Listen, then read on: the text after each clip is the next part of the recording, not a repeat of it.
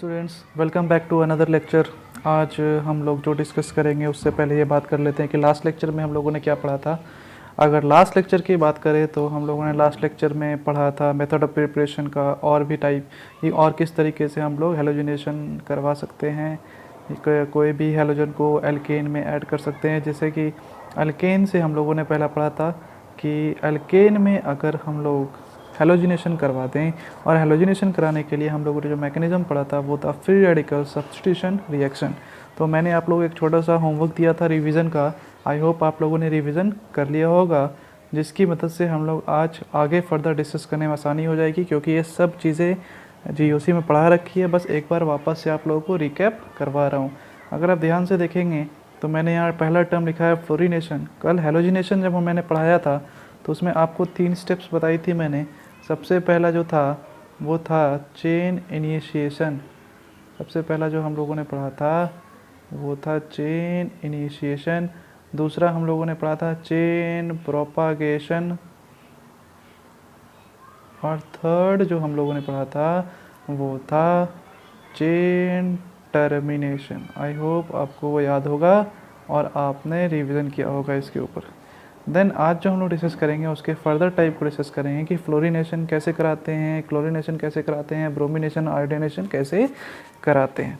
लेकिन मैंने बोला था कि नेचर भी डिसाइड करता है, और वो जो रिएक्शन था वो चेन प्रोपगेशन स्टेप था। आई होप आपको याद होगा। नहीं याद है तो आप लास्ट लेक्चर देख सकते हैं वहाँ से कि मैंने जब बताया था तो एक आरडीएस स्टेप बताई थी, और मैंने बोला था कि वही डिसाइड करेगा कि रिएक्शन का नेचर कैसे होगा।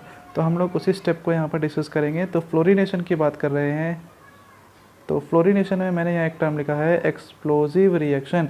मतलब फ्लोरिनेशन कराएंगे तो धमाका हो सकता है, और ये डिफ़िकल्ट टू कंट्रोल होने की वजह से होता है। सबसे पहले ये चीज़ दिमाग में आती है कि भाई ये एक्सप्लोजिव रिएक्शन क्यों है और ये डिफ़िकल्ट टू कंट्रोल क्यों हो जाता है।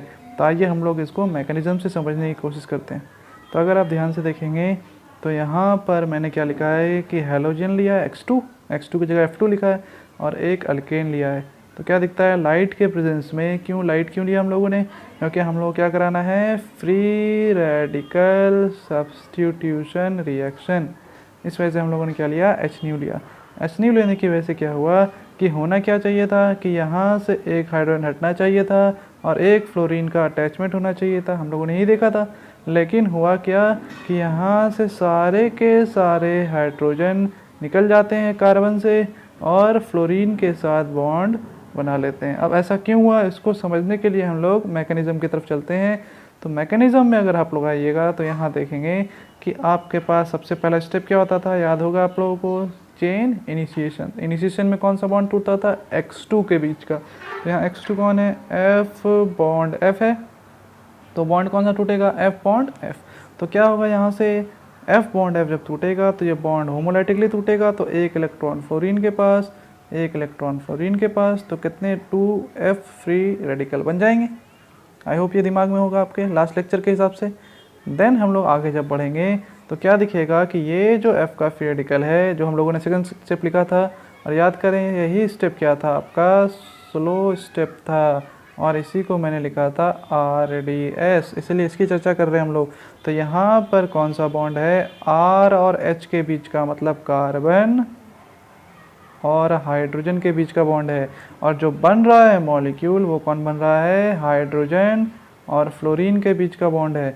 तो हम लोग जानते हैं कि ये जो कार्बन हाइड्रोजन का बॉन्ड है, इसकी बॉन्ड एनर्जी जो होती है वो कम होती है किसके कंपैरिजन में, तो हाइड्रोजन और फ्लोरीन के कंपैरिजन में।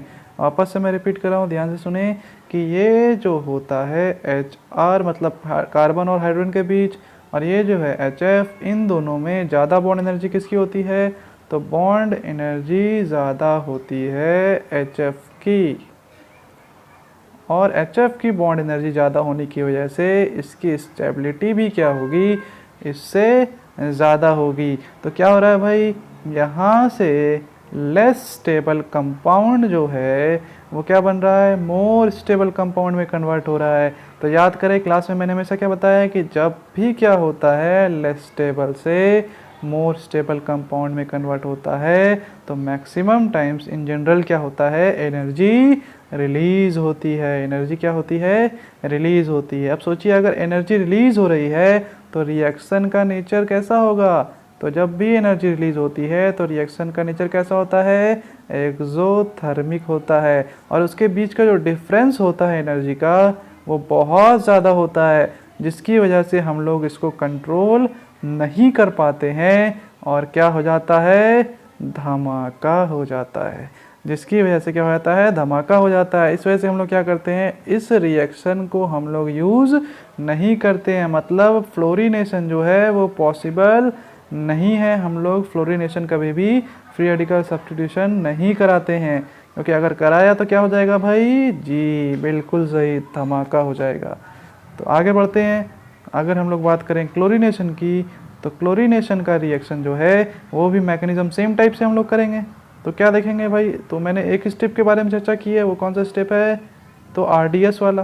पहला स्टेप हटा दिया, आई होप आपको याद होगा। पहले स्टेप में क्या होगा, तो पहले स्टेप में होगा Cl बॉन्ड, Cl के बीच का बॉन्ड टूटेगा, और जब बॉन्ड टूटेगा तो क्या होगा, एक क्लोरीन इस पे आएगा एक इलेक्ट्रॉन और एक इस पे आएगा एक इलेक्ट्रॉन, तो कितने क्लोरीन बन जाएंगे, 2Cl का फ्री रेडिकल। फर्स्ट स्टेप यही होगा, ये तो पता ही है, ऊपर ही बताया मैंने।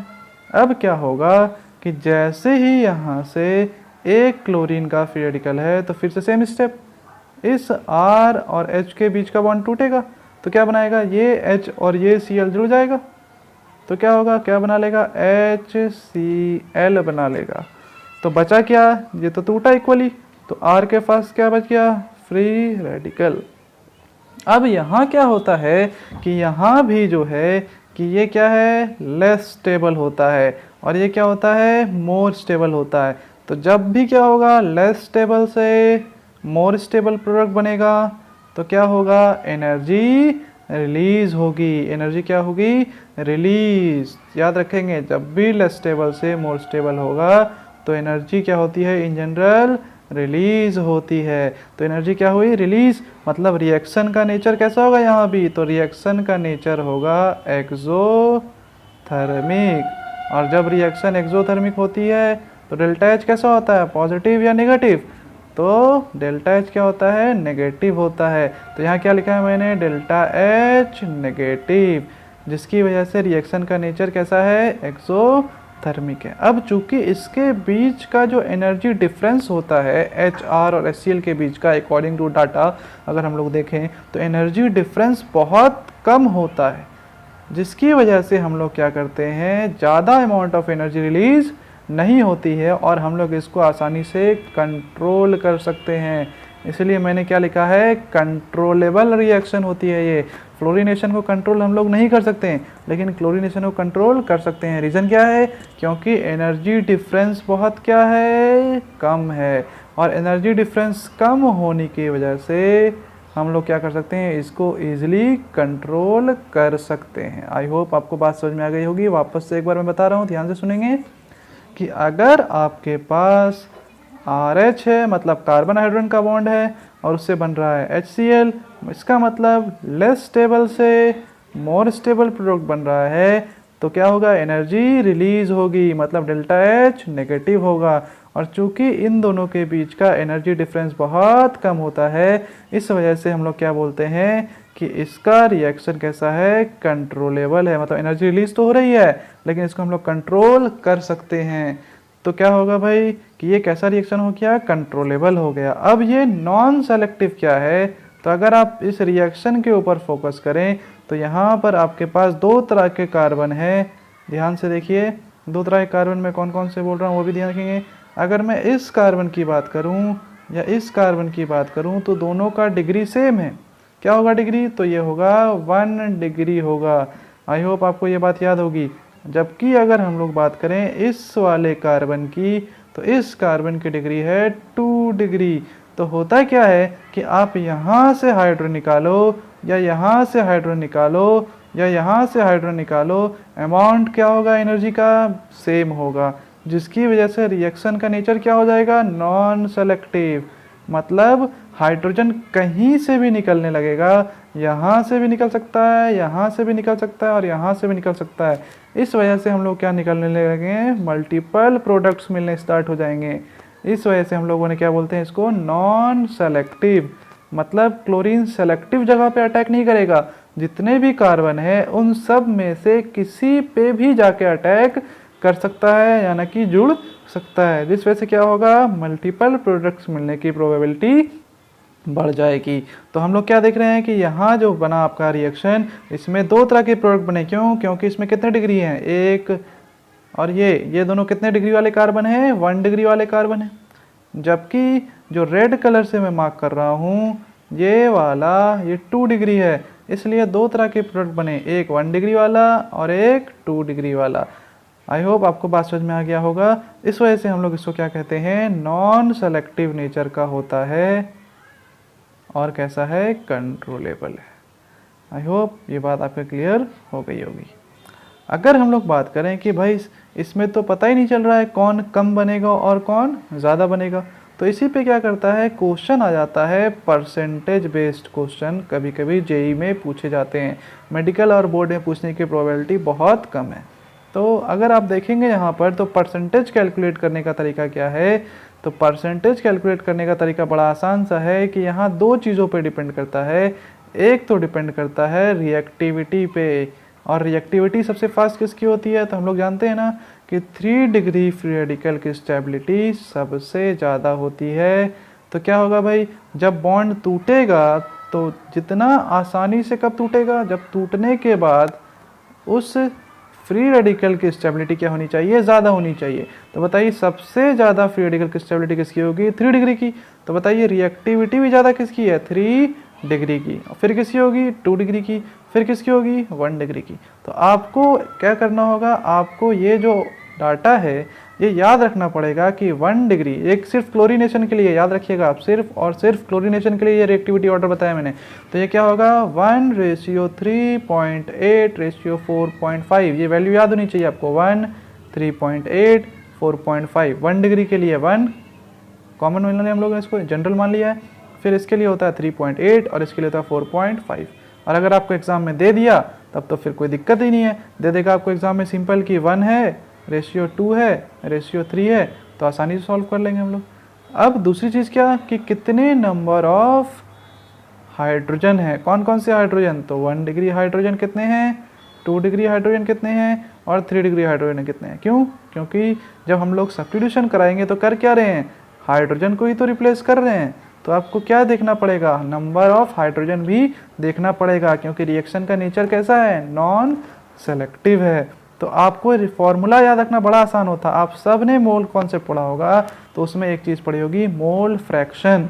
मोल फ्रैक्शन क्या होता है, याद है किसी को, सोचिए सोचिए। जी बिल्कुल सही। अगर आप दिमाग में जोर डालेंगे तो आपको याद आएगा कि मोल फ्रैक्शन जो है वो होता है टोटल नंबर ऑफ मोल्स को कहाँ लिखते हैं हम लोग, नीचे, और जिसका निकालना होता है उसका नंबर ऑफ मोल्स कहाँ लिखते हैं, ऊपर। तो कुछ ऐसा ही यहाँ पर भी है कि आपको मान लेते हैं निकालना है परसेंटेज ऑफ 1 डिग्री क्लोरीनेशन, तो हम लोग क्या करेंगे, n1 डिग्री मतलब नंबर ऑफ 1 डिग्री हाइड्रोजन, फिर क्या करेंगे R1 डिग्री से मल्टीप्लाई कर देंगे, मतलब रेट R1 का, रेट क्या हो जाएगा, रिएक्टिविटी ऑर्डर क्या है 1 की। उसके बाद फिर क्या करेंगे, टोटल सबको ऐड कर देंगे, मतलब N1 R1, N2 R2, N3 R3, मतलब जिसका निकालना है उसको ऊपर और नीचे सबका सम। तो यहाँ लिखा है मैंने, देखिए आप ध्यान से। तो ये मोल फ्रैक्शन जैसा है कि नहीं है, मोल फ्रैक्शन में भी करते हैं, नंबर ऑफ मोल जिसका निकालना है उसका ऊपर और उसके बाद नीचे टोटल नंबर ऑफ मोल्स। तो यहाँ भी वही किया, जिसका निकालना है उसको ऊपर और divided by total number. I hope आपको समझ में आ जाएगा।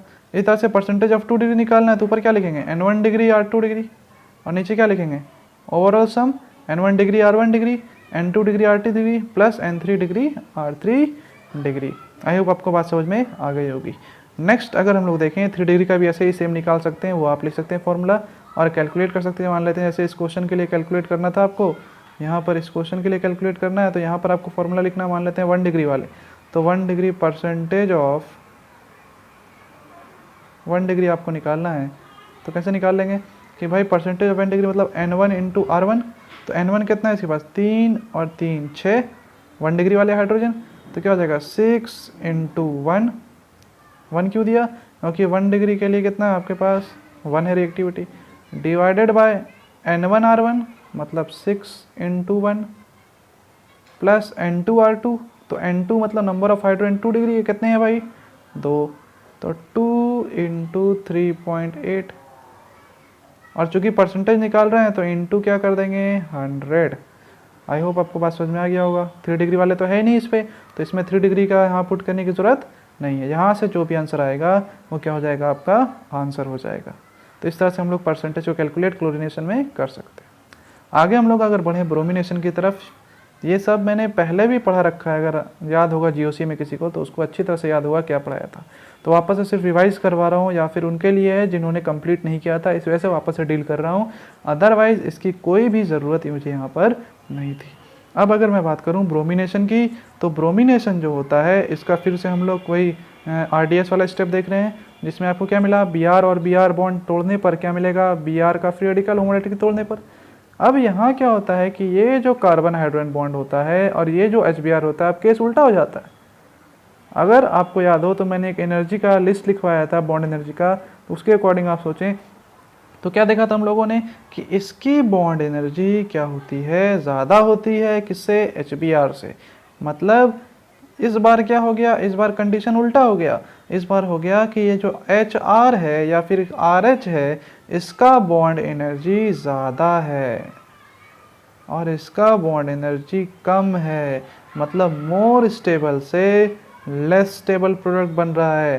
तो आप ही बताइए, जब मोर स्टेबल से लेस स्टेबल प्रोडक्ट बनेगा तो एनर्जी रिलीज होगी या एब्जॉर्ब होगी, सोचिए, बताया है मैंने जी, बिल्कुल सही कि एनर्जी क्या होगी, एब्जॉर्ब होगी। मतलब जो ब्रोमिनेशन है इस केस में एनर्जी क्या होती है, एब्जॉर्ब होती है, जिसकी वजह से रिएक्शन का नेचर हो जाता है एंडोथर्मिक। और डेल्टा H कैसा हो जाएगा, तो डेल्टा H हो जाएगा पॉजिटिव, क्योंकि इसके बीच का एनर्जी डिफरेंस बहुत ज़्यादा नहीं है, इस वजह से रिएक्शन बैकवर्ड नहीं जाती है। अगर सोचिए बहुत ज़्यादा डिफरेंस होता तो क्या होता कि अगर आप प्रोडक्ट बनाना चाह रहे हैं और प्रोडक्ट बहुत ही कम स्टेबिलिटी वाला बन रहा है, तो क्या ये यहाँ से यहाँ बनना चाहेगा, बिल्कुल नहीं बनना चाहेगा। तो उस केस में रिएक्शन किधर भागेगा, बैकवर्ड डायरेक्शन में। आप भेजोगे फॉरवर्ड, रिएक्शन भागेगा बैकवर्ड। लेकिन इसमें ऐसा नहीं होता है, क्यों, क्योंकि इसके बीच का जो डिफरेंस है वो बहुत कम होता है, जिस वजह से रिएक्शन पॉसिबल हो जाती है। अब चूंकि इसमें एनर्जी क्या हो रही है, एब्जॉर्ब हो रही है, मतलब आपको रिएक्शन में एनर्जी देनी पड़ेगी तब जाके ये बनेगा, अदरवाइज ये इससे कन्वर्ट नहीं होगा। तो अगर आप एनर्जी दे रहे हैं तो क्या होगा भाई, रिएक्शन का नेचर हो जाएगा सेलेक्टिव। आप इसको ऐसे याद रख सकते हैं कि मान लेते हैं आप गए मॉल में कपड़े खरीदने और आपके पास कोई और पे कर रहा है कि भाई जितने कपड़े लेने हैं ले लो, पे मैं कर रहा हूँ, तो क्या आपको खर्च करना पड़ रहा है, क्या नहीं करना पड़ रहा है। तो आप 10-15 जितने मिलेंगे पूरा मॉल भी खरीद सकते हैं अगर ज़्यादा पैसे उसके पास तो। लेकिन अगर आपको अपने पैसे खर्च करने हैं तो आप सोच समझ के खर्च करेंगे कि भाई ये वाला लें या फिर ये वाला लें, मतलब आप बन जाएंगे सेलेक्टिव। सेम रिएक्शन में भी यही होता है कि अगर रिएक्शन में एनर्जी खर्च करनी पड़ रही है तो क्या करेगा, एनर्जी तो दी नहीं है हम लोगों ने यहाँ एक्स्ट्रा, तो क्या करेगा, मॉलिक्यूल जब कन्वर्ट होगा तो Br वहाँ जाकर जुड़ना पसंद करेगा जहाँ पर रिएक्शन जो मॉलिक्यूल बन रहा है उसकी स्टेबिलिटी क्या होगी, सबसे ज़्यादा होगी। तो बताइए सबसे ज़्यादा स्टेबल कहाँ बनेगा, 2 डिग्री में या 1 डिग्री में। तो हम लोग जानते हैं कि फ्री रेडिकल सबसे ज़्यादा स्टेबल कहाँ होता है, 2 डिग्री में। इसीलिए इसका सिर्फ एक ही प्रोडक्ट आपको मिलेगा 2 डिग्री वाला। 3 डिग्री वाला अगर होता तो प्रोडक्ट क्या मिलता, 3 डिग्री वाला। तो आप याद रखेंगे कि ब्रोमिनेशन जो होता है वो सेलेक्टिव होता है, क्योंकि इसमें एनर्जी क्या हो रही होती है, एब्जॉर्ब हो रही होती है। और जब एनर्जी एब्जॉर्ब होती है तो रिएक्शन कैसा होता है, सेलेक्टिव नेचर का हो जाता है, क्योंकि एनर्जी खर्च करनी पड़ेगी।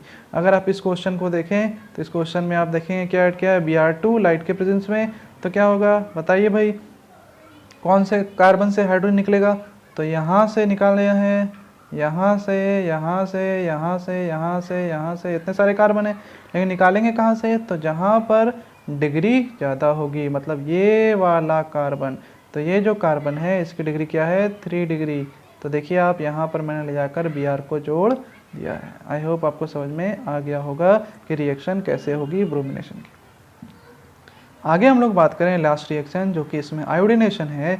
तो आयोडिनेशन की अगर हम लोग बात करें तो यहाँ आयोडिनेशन में रिएक्शन का नेचर मैंने लिखा है रिवर्सिबल। अब क्यों होता है रिवर्सिबल, अभी जस्ट इसकी बात की थी मैंने थोड़ी ऊपर। तो होता क्या है यहाँ पर कि जब हम लोग सेकेंड स्टेप करते हैं तो क्या होता है कि ये जो RH बॉन्ड है इसकी स्टेबिलिटी बहुत ज़्यादा होती है, क्योंकि इसकी बॉन्ड एनर्जी बहुत ज़्यादा होती है किससे, HI से। तो चूँकि मोर स्टेबल से लेस स्टेबल प्रोडक्ट बन रहा है और दोनों के बीच का एनर्जी डिफरेंस बहुत कम है, बहुत ज़्यादा है, तो क्या करेगा भाई, क्या ये बनना चाहेगा, बिल्कुल नहीं। जैसे ही ये I का फ्री रेडिकल बनेगा ये वापस से I का फ्री रेडिकल आपस में जुड़कर वापस से क्या बना देगा, I2 बना देगा। मतलब ये आगे रिएक्शन करके HI बनाएगा ही नहीं। और जब नहीं बनाएगा तो क्या होगा कि ये जो I का फ्री रेडिकल बना था कहाँ से, I बॉन्ड I से, और 2I का फ्री रेडिकल बनाया था ये वापस से जुड़कर I बॉन्ड I मतलब I2 में कन्वर्ट हो जाएगा। इसका मतलब रिएक्शन किधर भागना स्टार्ट कर देगा, जी बिल्कुल सही, रिएक्शन भागना स्टार्ट करेगा बैकवर्ड डायरेक्शन में। इस वजह से मैंने लिख दिया है कि डज नॉट अकर। और क्यों भाई, क्योंकि रिएक्शन कैसा हो जाता है, रिवर्सिबल नेचर का, बैकवर्ड डायरेक्शन में रिएक्शन जाने लगेगी। लेकिन मान लेते हैं आपको रिएक्शन कराना है, आपको इसी तरीके से रिएक्शन कराना, नहीं मैं तो कराऊंगा ही आज, तो हम लोग किसका यूज़ करते हैं, हम लोग यूज़ करते हैं ऑक्सीडाइजिंग एजेंट का। अब क्यों करते हैं उसको समझते हैं। ऑक्सीडाइजिंग एजेंट क्या होता है, तो भाई एजेंट का काम क्या होता है, जैसे मान लेते हैं आप टिकट कटाने जाते हैं तो क्या करते हैं, एजेंट के पास जाता है, टिकट किसकी काटता है, दूसरों की, खुद की थोड़ी काटता है।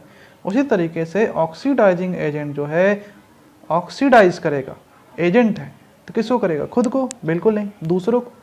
तो ऐसा एजेंट जो क्या करे, खुद को क्या करे, रिड्यूस, लेकिन दूसरे को क्या करे, ऑक्सीडाइज, तो ऐसे एजेंट को हम लोग क्या कहेंगे, ऑक्सीडाइजिंग एजेंट कहेंगे।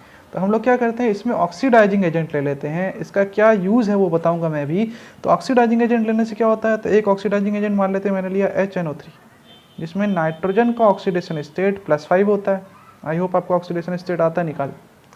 और HNO3 जो है ये कन्वर्ट होता है किसमें, NO2 में, क्योंकि ये अपने हाईएस्ट ऑक्सीडेशन स्टेट में है +5 में, तो ये खुद को ऑक्सीडाइज तो नहीं कर सकता, तो क्या करेगा, खुद को रिड्यूस कर देगा किसमें, +4 में। तो +5 से कहाँ पहुँच गया, +4 में, तो खुद का क्या कराया, रिडक्शन, क्योंकि ऑक्सीडेशन स्टेट घट रहा है, तो दूसरे का क्या करवाएगा, ऑक्सीडेशन। अब इसका यूज़ क्यों किया, तो अकॉर्डिंग टू ली चैटलर्स प्रिंसिपल, आप लोगों ने पढ़ा होगा इक्विलिब्रियम में, इक्विलिब्रियम में हम लोग पढ़ते हैं अकॉर्डिंग टू ली चैटलर्स प्रिंसिपल, अगर आपको rate of reaction forward direction में ले जाना है तो आपको क्या करना होगा, प्रोडक्ट के कंसंट्रेशन को घटाना होगा और रिएक्टेंट के कंसंट्रेशन को बढ़ाना होगा। तो होगा क्या कि HNO3 खुद को क्या कर रहा है, रिड्यूस, तो दूसरे को क्या कर देगा, ऑक्सीडाइज। तो जैसे ही HI बनेगा ये क्या कर देगा, इसको कन्वर्ट कर देगा I2 में। तो क्या होगा, देखिए HI से जैसे ही बनेगा वो किस में कन्वर्ट हो जाएगा, I2 में, और I2 फिर क्या बनाएगा, HI, HI क्या बनाएगा, I2। तो इससे क्या होगा कि जितना भी I2 कन्वर्ट होगा HI में, ये घटता जाएगा HI और ये बढ़ता जाएगा I2। तो उससे क्या होगा, रिएक्शन का रेट किधर हो जाएगा, फॉरवर्ड डायरेक्शन में, मतलब रिएक्शन भागने लगेगी आगे। तो ये हो गया आपका जुगाड़ कि अगर आपको रिएक्शन आगे ले जानी है तो हम लोग यूज़ कर लेंगे ऑक्सीडाइजिंग एजेंट का। और ऑक्सीडाइजिंग एजेंट का काम क्या हो गया, तो रेट को किधर भेजना, फॉरवर्ड डायरेक्शन में। और ये कैसे भेज रहा है, तो HI को कन्वर्ट कर रहा है I2 में, और ये किसके अकॉर्डिंग हो गया, तो अकॉर्डिंग टू ली चैटलर्स प्रिंसिपल, खुद को कराया रिड्यूस, दूसरे को कराया ऑक्सीडाइज, जिसकी वजह से प्रोडक्ट का कंसंट्रेशन घट रहा है, रिएक्टर का कंसंट्रेशन बढ़ रहा है, तो रिएक्शन किधर जाएगी, फॉरवर्ड। आई होप आपको समझ में आ गया होगा। तो हम लोग आगे बढ़ेंगे। इस तरीके से हम लोगों ने ये प्रिपरेशन कंप्लीट की फ्रॉम अल्केन। दूसरा हम लोग जो पढ़ेंगे वो हम लोग पढ़ेंगे फ्रॉम अल्कीन। ये भी हम लोगों ने जीओसी में पढ़ रखा है, वापस से क्या कर रहे हैं, रिवाइज। तो अगर आपको अल्कीन से कराना है तो हम लोग अल्कीन में क्या डालते हैं, अल्काइल हैलाइड बनाना है तो हम लोग क्या डालेंगे उसमें, हेलोजन एसिड। अल्कीन से क्या बनाना है, अल्काइल हैलाइड, तो उसमें हम लोग क्या डालेंगे, हेलोजन एसिड HX। अब जैसे यहाँ पर रिएक्शन है, मैंने एक छोटा सा रिएक्शन लिया है, अगर आप देखेंगे तो यहाँ छोटा सा रिएक्शन लिखा है मैंने कि ये जो है ये अल्कीन है, और यहाँ पर मैंने लिया है ए बी, कोई भी चीज़ मान लेते हैं HX हो सकता है तो मान लेते हैं ए बी लिया, कोई और चीज़ भी हो सकती है, जरूरी नहीं कि HX। आगे हम लोग पढ़ेंगे या फिर जिसको याद होगा मैकेनिज्म तो उसको याद होगा, मैंने और भी चीज़ें से पढ़ाया जैसे ROH, HOH, PHOH, anything like that, कुछ भी रिएक्शन हो सकता है यहाँ पे। तो क्या होगा भाई कि ये जो डबल बॉन्ड है ये टूटेगा, और ये बॉन्ड टूटेगा तो क्या होगा, एक पाई टूटता है और 2 सिग्मा का फॉर्मेशन होता है। तो क्या हो रहा है भाई, ये जो मॉलिक्यूल था, एक मॉलिक्यूल में दूसरा मॉलिक्यूल क्या हो रहा है, ऐड हो रहा है। इस वजह से हम लोग क्या बोलेंगे इसको, एडिशन रिएक्शन। मतलब रिएक्शन में क्या हो रहा है कि एक मॉलिक्यूल के अंदर आकर दूसरा मॉलिक्यूल अटैच हो जा रहा है। इससे कुछ भी निकला क्या, नहीं निकला। कुछ भी सब्स्टिट्यूट कराया क्या, नहीं निकला। बदले में आ रहा है क्या, नहीं। सिर्फ क्या हो रहा है, ऐड हो रहा है। क्योंकि सिर्फ ऐड हो रहा है इस वजह से हम लोग क्या बोलेंगे इसको, एडिशन रिएक्शन। अब हम लोगों को जो पढ़ना होता है वो हम लोग को पढ़ना है यहाँ पर फिलहाल अभी इलेक्ट्रोफिलिक एडिशन रिएक्शन। नाम में क्या लगा हुआ है, इलेक्ट्रोफिलिक, मतलब अटैक कौन करेगा, इलेक्ट्रोफाइल करेगा। कैसे करेगा तो देखते हैं, ये पढ़ा भी हम लोगों ने, वापस से बता रहा हूँ मैं, ध्यान से सुनेंगे आप लोग। तो अगर हम लोग देखें यहाँ पर तो लिखा हुआ है इलेक्ट्रोफिलिक एडिशन रिएक्शन में पहला रिएक्शन लिखा है मैंने CH3CH डबल बॉन्ड CH2, जिसका रिएक्शन करवाया है मैंने HCl के साथ। तो क्या दिख रहा है भाई कि H और Cl आके अटैच हो गया है। कैसे हुआ इसको समझने की कोशिश अगर करें तो मैकेनिज्म पे आते हैं हम लोग, जिससे आसानी से इसको समझ सकेंगे हम लोग कि अगर हम लोग मैकेनिज्म पे आए तो यहाँ क्या हो रहा है, HCl जो है पहले स्टेप में, ये HCl टूट रहा है किसमें, H+ और Cl- में। तो एक किसकी तरह बिहेव करेगा, इलेक्ट्रोफाइल, दूसरा किसी तरह बिहेव करेगा, न्यूक्लियोफाइल। पहले स्टेप में क्या होगा, HCl है तो HCl टूट जाएगा H+ और Cl- में, HBr है तो HBr टूट जाएगा।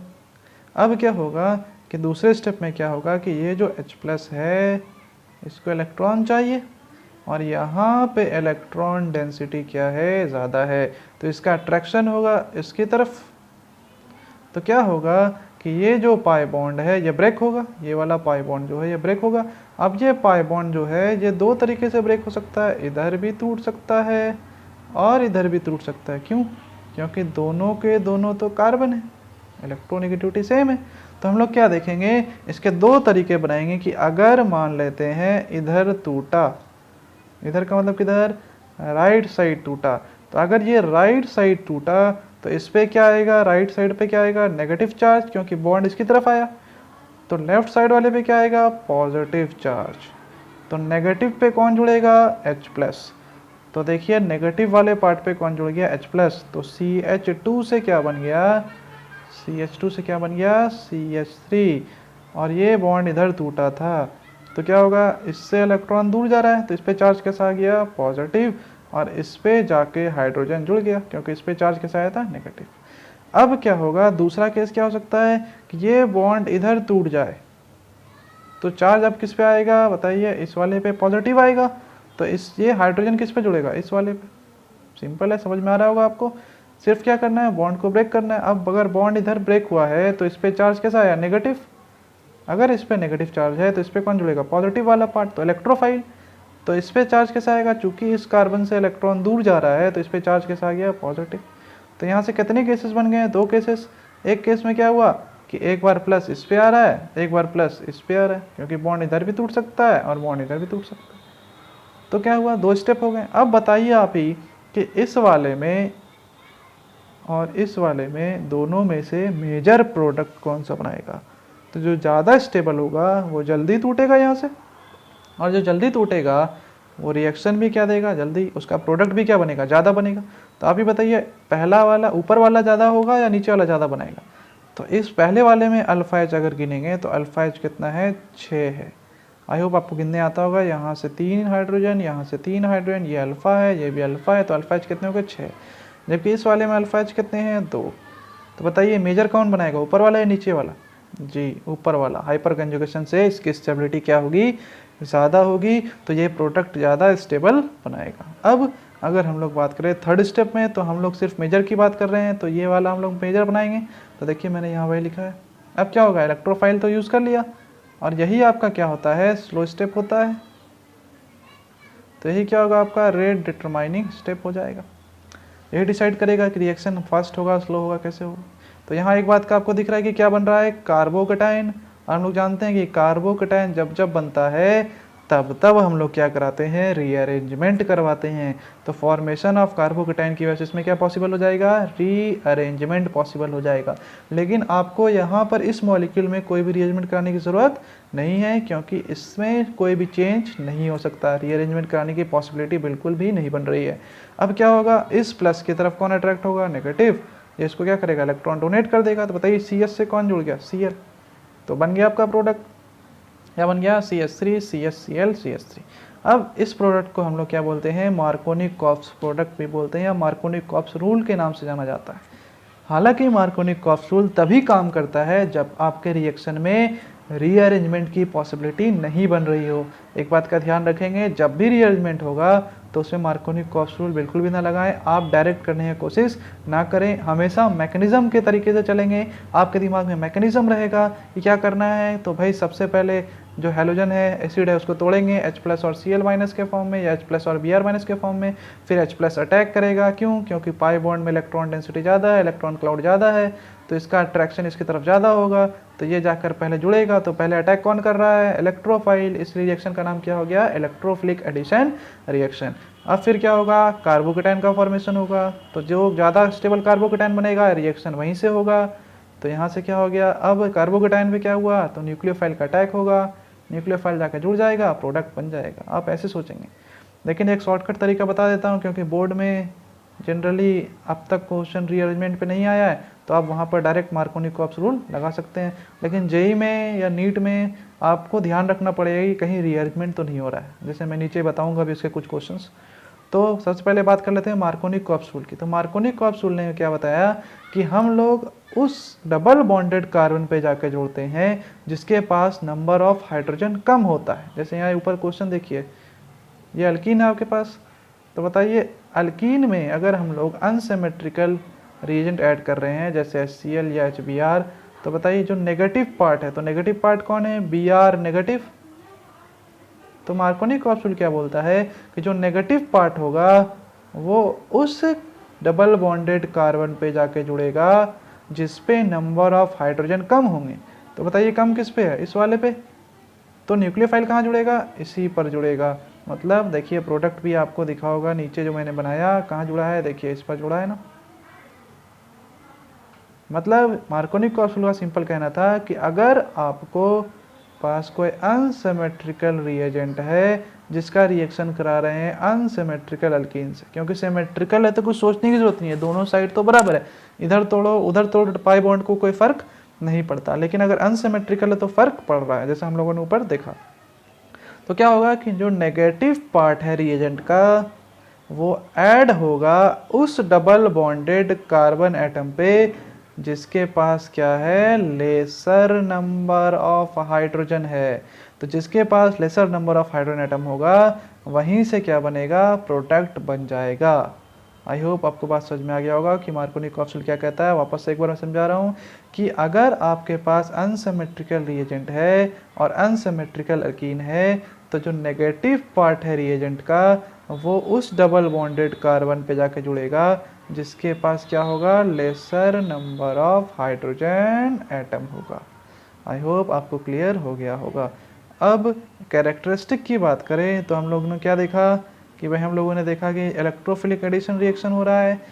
फिर हम लोगों ने क्या देखा कि रेट जो है वो दो चीज़ों पे डिपेंड कर रहा है, क्योंकि RDS स्टेप अगर आप देखें ऊपर जाके स्क्रॉल करके वापस से, तो RDS कौन सा था, तो स्टेप नंबर 2 था। और स्टेप नंबर 2 में क्या हो रहा था, तो स्टेप नंबर 2 में था अल्कीन जिसका रिएक्शन हम लोग करा रहे थे H+ के साथ। तो बताइए रेट किस पे डिपेंड करेगा रिएक्शन का, अल्कीन पे और किस पे डिपेंड करेगा, H+ पे। जैसा अल्कीन होगा उसके बेसिस पे रिएक्शन होगा, और H+ जितना ज़्यादा होगा उस पर डिपेंड करेगा। तो क्या होगा, रेट जो है वो किस पे डिपेंड कर रहा है, के अल्कीन का कंसंट्रेशन और H+ का कंसंट्रेशन पे। इस वजह से क्या लिखा है, रेट क्या हो गया, अल्कीन और H+ के कंसंट्रेशन डिपेंड कर रहा है। तो पावर क्या है, यहाँ 1, यहाँ भी क्या है 1, तो 1 + 1 कितना हो गया 2। तो ऑर्डर क्या हो गया रिएक्शन का 2। मतलब हम लोग क्या बोलेंगे कि ये कौन सा ऑर्डर रिएक्शन है, सेकेंड ऑर्डर रिएक्शन है। फिर मैंने क्या बोला था कि भाई क्या बन रहा है, कार्बोकेटायन। तो रेट किस पे डिपेंड करेगा, स्टेबिलिटी ऑफ कार्बोकेटायन पे, क्योंकि रेट डिपेंड करता है आरडीएस पे, और आरडीएस स्टेप में ही कार्बोकेटायन का फॉर्मेशन हो रहा था। इस वजह से हम लोग क्या बोल रहे हैं कि रेट जो है वो डिपेंड करता है ऑर्डर ऑफ स्टेबिलिटी किसकी, कार्बोकेटायन की। जितना कार्बोकेटायन ज़्यादा स्टेबल होगा उतना पाई बॉन्ड जल्दी टूटेगा, जितना जल्दी टूटेगा उतना रिएक्शन क्या होगा, फास्ट होगा। इस वजह से रेट किस पे डिपेंड कर रहा है, कार्बोकेटायन की स्टेबिलिटी पे। और किस पे डिपेंड कर रहा है, तो रेट जो है वो इलेक्ट्रॉन डोनेटिंग ग्रुप पे भी डायरेक्टली प्रोपोर्शनल होता है, और इन्वर्सली होता है इलेक्ट्रॉन विड्रॉइंग की। वो कैसे, जैसे मान लेते हैं इस अल्कीन की अगर बात करें, तो अगर आप यहाँ से जब आई बॉन्ड टूटेगा तो या तो इस पे प्लस आएगा या तो उस पे प्लस आएगा, या तो सिमेट्रिकल है। तो क्या होगा, देखिए ये भी डोनेटिंग है, ये भी डोनेटिंग है, ये भी डोनेटिंग है, ये भी डोनेटिंग है। तो क्या होगा, इस कार्बोकेटायन की स्टेबिलिटी सबसे ज़्यादा होगी इसे कंपैरिजन में, इसके और इसके। मतलब जितने ज़्यादा number of electron donating group होंगे अल्कीन में, उतना क्या होगा, कार्बोकेटायन ज़्यादा स्टेबल होगा, जिसकी वजह से क्या होगा, उसका रेट ऑफ रिएक्शन भी क्या होगा, ज़्यादा होगा। ये पहले भी बताया मैंने।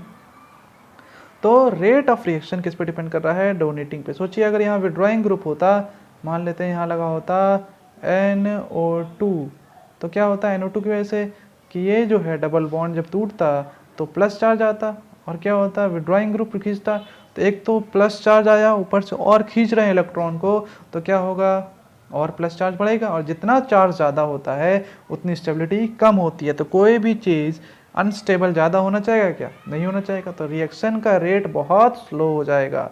आई होप आपको बात क्लियर हो गई होगी। नेक्स्ट हम लोगों ने देखा कि रेट जो है वो इंडिपेंडेंट है किसके, strength and concentration of nucleophile के, क्योंकि ये जो है न्यूक्लियोफाइल वाली बात स्टेप 3 में आई थी, और हम लोगों का आरडीएस जो है वो स्टेप 2 है, जिसमें आया था सिर्फ और सिर्फ इलेक्ट्रोफाइल। तो हम लोग चर्चा भी किसी करेंगे, सिर्फ और सिर्फ इलेक्ट्रोफाइल की चर्चा करेंगे ना रेट में। इस वजह से क्या लिखा है कि रेट जो है वो इंडिपेंडेंट है किसके, strength and concentration of nucleophile के। अब अगर हम लोग इसके स्टीरियो केमिस्ट्री की बात कर लें, तो स्टीरियो केमिस्ट्री क्या हो जाएगी इसकी, कि भाई यहाँ पर मैंने वैकेंट ऑर्बिटल बनाया, देखिए अच्छा ध्यान से, इसमें कुछ भी नहीं है, खाली है, मतलब इसके ऊपर चार्ज कैसा है, पॉजिटिव, और यहाँ पे CH3 होगा। तो क्या होगा, ये Cl जो है यहाँ से भी अटैक कर सकता है और यहाँ से भी अटैक कर सकता है। मतलब इसके कितने प्रोडक्ट बनेंगे, 2 प्रोडक्ट बनेंगे, एक फ्रंट से अटैक करके और एक बैक से अटैक करके। तो दोनों एक दूसरे क्या है, मिरर इमेज है। तो क्या बोलेंगे भाई कि ये क्या बना रहा है, इनैंशियोमर बना रहा है। ये क्या बना रहा है, इनैंशियोमर बना रहा है। मतलब इसमें क्या पॉसिबिलिटी है, इसमें पॉसिबिलिटी है रेसिमिक मिक्सचर बनाने की।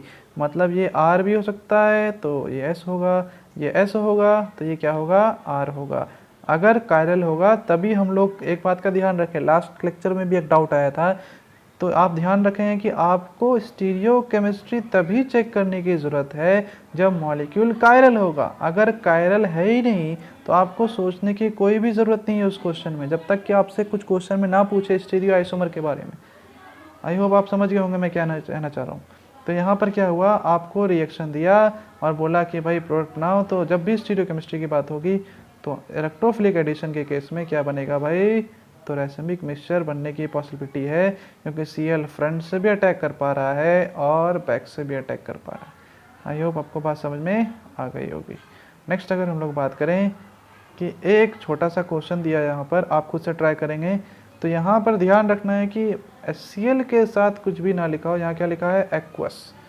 मतलब HCl जो है उसमें क्या मिला हुआ है, पानी मिला हुआ है। मतलब Cl माइनस से ज़्यादा, मतलब क्या हो गया कि Cl माइनस से ज़्यादा जो है वो क्या हो गया, H2O, क्योंकि ये तो मीडियम है। मतलब इस बार जो है वो अटैक Cl माइनस नहीं करेगा, कौन अटैक करेगा, वाटर अटैक करेगा। और जब वाटर अटैक करेगा तो कौन जुड़ेगा, OH जुड़ जाएगा, ना कि Cl।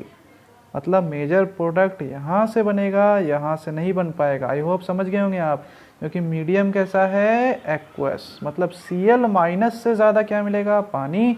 इसकी वजह से ज़्यादा मेजर कौन बनाएगा, तो जो ज़्यादा अवेलेबल है वही ज़्यादा प्रोडक्ट बनाएगा ना। तो मैकेनिज्म क्या होगा आपको पता है, अभी जस्ट थोड़ी देर पहले बताया है। तो आप क्या करेंगे, खुद से ये मैकेनिज्म बनाएंगे और इसको समझने की कोशिश करेंगे। आगे हम लोग बढ़ते हैं। अब आई होप आपको समझ में आ गया होगा और आपने ट्राई भी कर लिया होगा। तो हम लोग आगे डिस्कस करेंगे। इसी में क्या होता है, एक क्वेश्चन अगर मैं लिखूँ, यहाँ दिखा हुआ है आपके पास, तो CH3CH डबल बॉन्ड CH2, इसमें क्या ऐड किया, HBr। तो क्या होगा भाई, ये टूटेगा HBr, H प्लस और Br माइनस में। तो आप बताइए आप ही, क्या इस अल्कीन में कार्बोकटाइन की स्टेबिलिटी की पॉसिबिलिटी है? कैसे बनेगा, क्या बन जाएगा यहाँ से, CH3 CH पॉजिटिव और CH3। बताइए इसमें कोई पॉसिबिलिटी है क्या? बिल्कुल नहीं पॉसिबिलिटी है।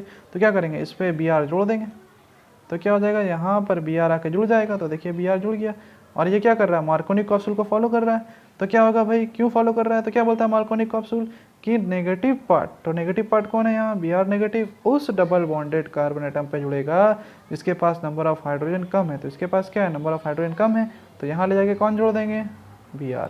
तो देखिए यहाँ कौन जुड़ गया, Br जुड़ गया। तो ये कौन सा रिएक्शन है, इलेक्ट्रोफिलिक एडिशन रिएक्शन। लेकिन ध्यान रखें इस बात का, यहाँ पर थोड़ा सा ट्विस्ट करेगा और क्वेश्चन का आंसर हो जाएगा गलत।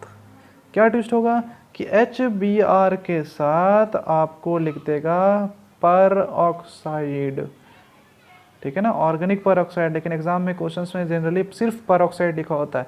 तो यहाँ दिख रहा है आपको पास ऑक्सीजन ऑक्सीजन के बीच का बॉन्ड है। तो क्या होता है, इस पर ऑक्साइड को ऐड करने से रिएक्शन का नेचर चेंज हो जाता है। Br कहाँ जुड़ना चाहिए था, यहाँ, लेकिन जुड़ कहाँ जाता है, जुड़ जाता है इस कार्बन पे। तो क्या हुआ, मार्कोनिक कैप्सूल को अपोज किया ना, उल्टा कार्बन पे जुड़ गया ना। इस वजह से हम लोग बोलते हैं एंटी मार्कोनिक कैप्स रिएक्शन। और चूंकि इसमें परऑक्साइड डालने की वजह से हो रहा है, इसको हम लोग क्या बोलते हैं, परऑक्साइड इफेक्ट, या फिर इसे खरास इफेक्ट के नाम से भी फेमस है। तो होता क्या है कि हम लोग तो बोल देते हैं भाई कि ये एंटी मार्कोनिक कैप्स है, क्योंकि जुड़ना चाहिए था इस कार्बन पे, जुड़ गया इस कार्बन पे, तो फॉलो रूल को नहीं कर रहा है, तो उल्टा कर दो, तो एंटी मार्कोनिक कैप्सूल हो गया। लेकिन होता क्या है कि दोनों का मैकेनिज्म बहुत डिफरेंट है। इसमें होता है इलेक्ट्रोफिलिक एडिशन, जो कि हम लोगों ने ऊपर देखा, लेकिन जैसे ही हम लोग परऑक्साइड डालते हैं, रिएक्शन का नेचर चेंज हो जाता है और हो जाता है फ्री रेडिकल एडिशन रिएक्शन। अगर आप लोगों को याद हो तो मैंने बताया था कि जब भी हम लोग देखते हैं फ्री रेडिकल सब्स्टिट्यूशन, तो क्या क्या पॉसिबिलिटी होती है, लाइट, हीट और परऑक्साइड का। तो यहाँ पर परऑक्साइड की वजह से रिएक्शन का नेचर कैसा हो जाता है, फ्री रेडिकल वाला।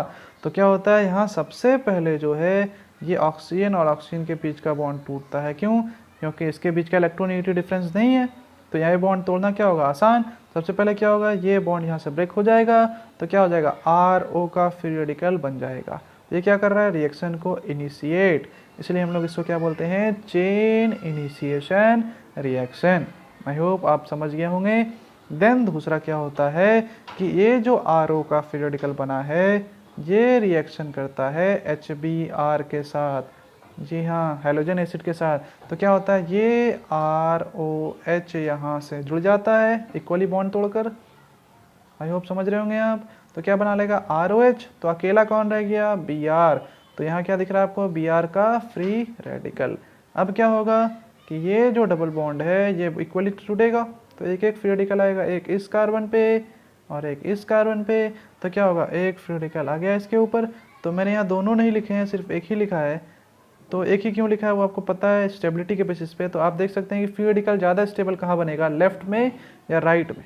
तो अगर आप राइट साइड तोड़ेंगे तो 1 डिग्री फ्री रेडिकल बनेगा, और अगर लेफ्ट साइड तोड़ेंगे, लेफ्ट साइड वाला फ्री रेडिकल देखेंगे तो ये 2 डिग्री बनेगा। तो 2 डिग्री फ्री रेडिकल क्या होता है, ज़्यादा स्टेबल होता है।